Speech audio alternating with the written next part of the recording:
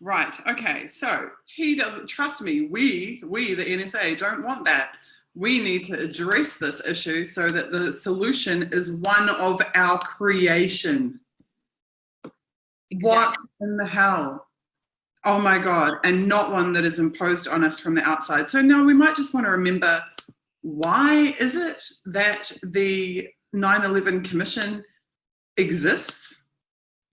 The 9/11 Commission exists because of failures by the intelligence agencies. Why is it that the Senate Intelligence Committee exists? The Senate Intelligence Committee exists to set the rules for operation of the NSA, that is priorities and its functions. So for them not to openly admit that they don't want a commission that is has been engaged lawfully to address the failures of the agency, and the Senate committee that has been lawfully engaged to provide oversight to actually come up with solutions for the NSA is horrific. It's a total and complete undermining of the entire civic process. Right, so moving along. Exactly. Oh, complete side note, sorry. Oh, never mind. Well, I'm just going to say, I will also, if anybody wants to have the link to Susie's Steemits, I will post them in the DecipherYou subreddit. And that side note, I just thought of that. That'd be great. Yeah, not a problem. Right. I just wanted to say that while I remembered it.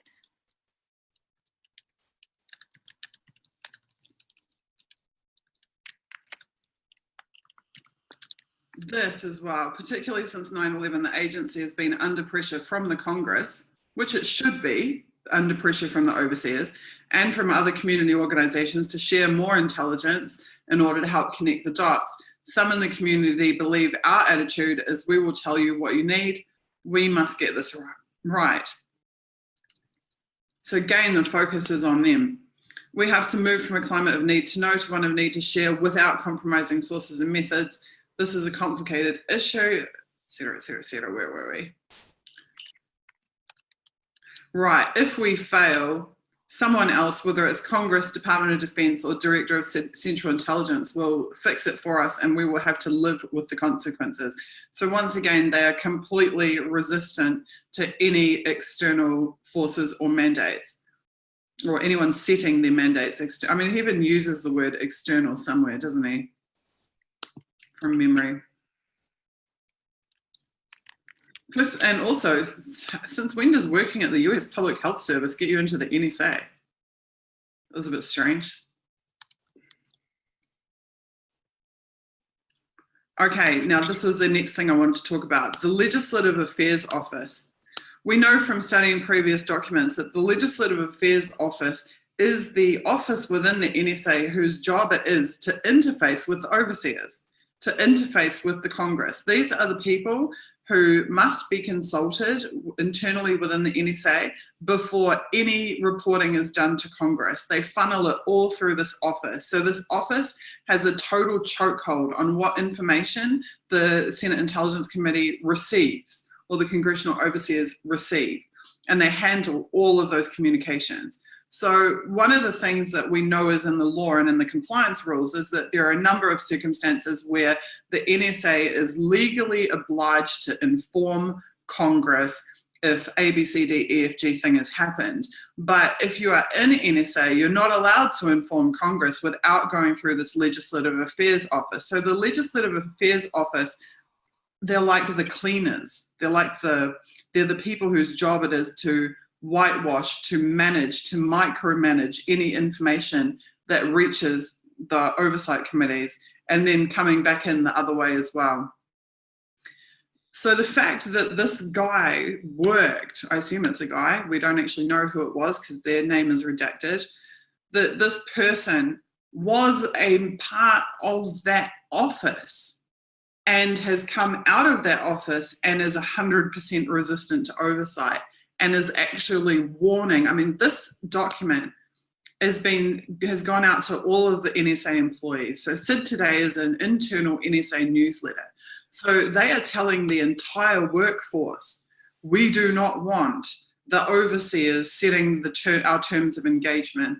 We do not want the overseers telling us what to do.